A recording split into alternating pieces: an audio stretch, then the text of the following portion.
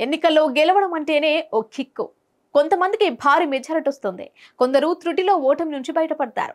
అలా అనుకోని స్థాయిలో గెలిచి చరిత్ర సృష్టించిన నాయకులలో ఈమె ఒకరు. అయితే అకస్మాత్తుగా తన తండ్రి మరణించడంతో జరిగిన ఉప ఎన్నికల్లో అదే స్థానం నుంచి పోటీ చేసింది.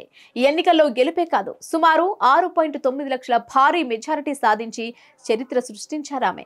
ఇప్పటి వరకు భారత ఎన్నికల చరిత్రలోనే ఇదే భారీ మెజారిటీ కావడం విశేషం. అందులోనూ ప్రధాని మోదీ కంటే ఆమెకే ఎక్కువ ఓట్లు పోలయ్యాయి. ఇది జరిగి 10 ఏళ్లవుతున్నా ఆమె గెలుపు భారతీయుల మదిలో చిరస్మరణీయంగా నిలిచిపోయిందంటే అతిశయోక్తి కాదు. ఇటీవల జరిగిన అసెంబ్లీ పార్లమెంటు ఎన్నికల ఫలితాల నేపథ్యంలో ఆమె ఎవరు, ఆమె రాజకీయ ప్రస్థానం ఏంటి? Let's watch.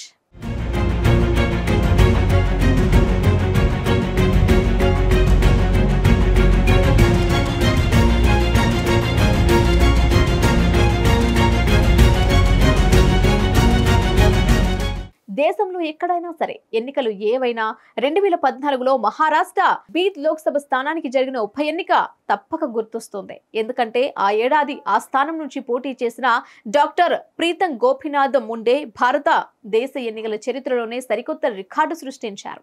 కాంగ్రెస్ అభ్యర్థి అశోక్ రావు శంకర్రావు పాటిల్ పై 6,96,321 ఓట్ల భారీ మెజారిటీతో గెలుపొందారు. ఇప్పటి వరకు మన దేశ ఎన్నికల చరిత్రలోనే ఇదే అత్యధిక మెజారిటీగా కొనసాగుతోంది.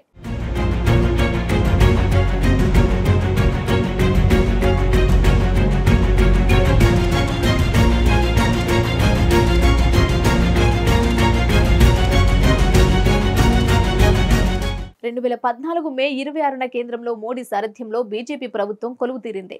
ఈ క్రమంలోనే మహారాష్ట్ర బీద్ లోక్సభ స్థానానికి బీజేపీ నాయకుడు గోపీనాథ్ ముండే ఎంపీగా బాధ్యతలు స్వీకరించారు. అప్పటికే ఆయన తన సుదీర్ఘ రాజకీయ అనుభవంతో అక్కడి ప్రజల్లో చెరగని ముద్ర వేశారు. అయితే ఈ పదవి స్వీకరించిన తర్వాత సరిగ్గా 9వ రోజు ఢిల్లీలో జరిగిన రోడ్డు ప్రమాదంలో గోపీనాథ్ మరణించారు. దాంతో బీద్ నియోజకవర్గానికి ఉప ఎన్నిక అనివార్యమైంది. అప్పటిదాకా రాజకీయాలనే ఊపిరిగా భావించిన తన తండ్రి స్థానంలో తాను పోటీ చేయాలనుకున్నారు ప్రీతం. ప్రజాసేవలో ఆయన కన్న కలల్ని తాను నెరవేర్చాలనుకున్నారు. ఈ ఆలోచనతోనే బరిలోకి దిగిన ఆమె కాంగ్రెస్ అభ్యర్థి అశోక్ రావు శంకర్రావు పాటిల్పై 6,96,321 ఓట్ల భారీ మెజారిటీతో గెలుపొంది సరికొత్త చరిత్ర లిఖించారు. కానీ ఈసారి మాత్రం ప్రీతంకు 9,22,416 ఓట్లు రాగా పాటిల్కు 2,26,095 ఓట్లు లభించాయి. ఇక అదే ఏడాది గుజరాత్ వడోదర నుంచి పోటీ చేసిన మోడీకి 5.70 లక్షల ఓట్లు పోలయ్యాయి. అంటే ప్రీతం తనకొచ్చిన వ్యక్తిగత ఓట్ల పరంగానే కాకుండా మెజారిటీ విషయంలోనూ మోడీని అధిగమించారని చెప్పవచ్చు. ఇక 2019 లోక్సభ ఎన్నికల్లోనూ ఇదే నియోజకవర్గం నుంచి పోటీ చేసిన ఆమె తన సమీప ప్రత్యర్థిపై 1,68,368 ఓట్ల మెజారిటీ సాధించి మరోసారి ఎంపీగా తన స్థానాన్ని నిలబెట్టుకున్నారు. ఇదే ఏడాది సార్వత్రిక ఎన్నికల్లో 4 భాజపా అభ్యర్థులు 6 లక్షల పైచిలుకు మెజారిటీతో గెలుపొందిన 2014లో ప్రీతం సాధించిన రికార్డులను అందుకోలేకపోవడం గమనార్హం.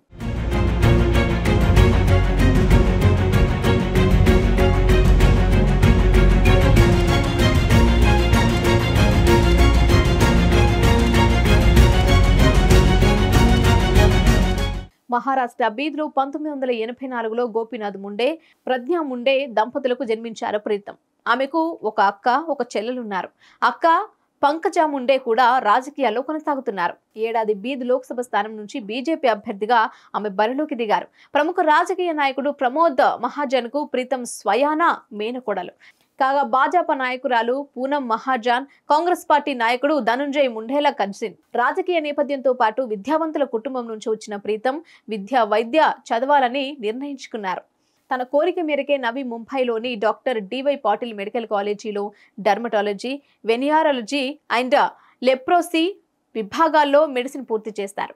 ఆపై చర్మ వ్యాధి నిపుణురాలిగా కెరీర్ ప్రారంభించారు. అయితే తన కెరీర్ను బ్యాలెన్స్ చేస్తూనే ఎప్పటికైనా రాజకీయాల్లోకి రావాలని, తన తండ్రి అడుగుజాడల్లో నడవాలని కాంక్షించిన ప్రీతం తన తండ్రి మరణాంతరం అనుకోకుండా 2014 లోక్సభ ఉప ఎన్నికల్లో పోటీపడ్డారు. రికార్డు విజయంతో రాజకీయాల్లోనూ తనకు తిరుగులేదనిపించారు. ఇక గత ఏడాది భారత రెజ్లింగ్ సమాఖ్య అధ్యక్షుడు బ్రిజ్ భూషణ్ తమపై లైంగిక వేధింపులకు పాల్పడుతున్నాడు అంటూ దేశ అగ్రశ్రేణి రెజ్లర్లు చేపట్టిన ఆందోళనకు ప్రీతం తన మద్దతు తెలిపారు. ఈ నిరసనకు మద్దతిచ్చిన తొలి భాజపా నేతగా ఆమె మరోసారి వార్తల్లోకెక్కారు.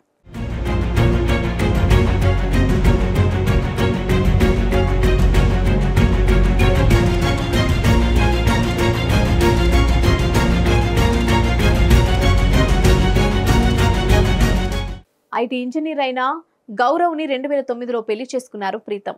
ఈ జంటకు ఆగస్త్య అనే కొడుకున్నాడు. అయితే వీళ్ళ పెళ్లి అప్పట్లో టాక్ ఆఫ్ ది టౌన్ గా నిలిచింది.